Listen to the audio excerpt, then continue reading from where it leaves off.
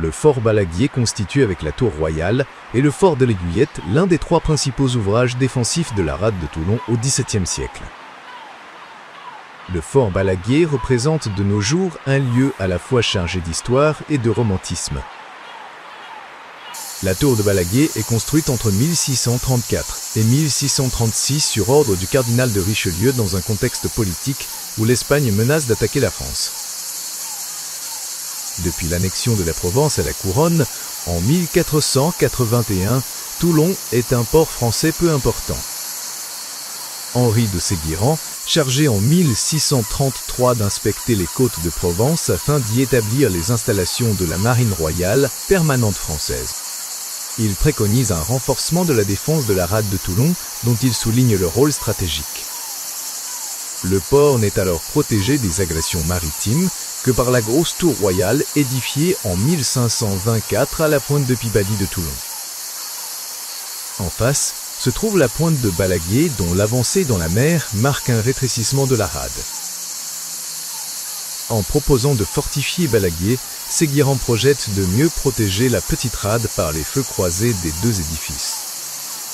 En 1651, sous le règne de Louis XIV, une inspection des côtes provençales par Blondel souligne l'insuffisance du dispositif de défense. À la fin du XVIIe siècle, alors que Toulon est devenu un port militaire important, Vauban propose des travaux pour adapter la tour au progrès de l'artillerie, mais ces projets ne sont pas réalisés. En 1703, à la veille du siège de Toulon de 1707 par les troupes du duc de Savoie, Balaguier comprend une vingtaine de canons et héberge une garnison d'environ 170 hommes. Cependant, dès la moitié du XVIIIe siècle, le fort commence à présenter des signes de décrépitude. Il n'est plus occupé qu'épisodiquement par des détachements de soldats et de canonniers. Après 1840, le regain de tension entre la France et l'Angleterre causé par l'affaire d'Orient entraîne une remise à niveau des défenses côtières. Balaguier est alors toujours considéré comme un lieu stratégique majeur pour la rade avec ses batteries réaménagées.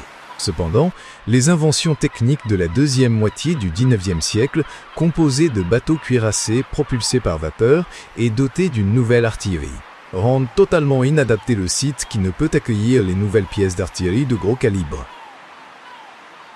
Des batteries modernes sont alors construites en arrière sur les collines. Balaguier est déclassé en 1877. Il sera occupé par des particuliers entre les 2 guerres mondiales.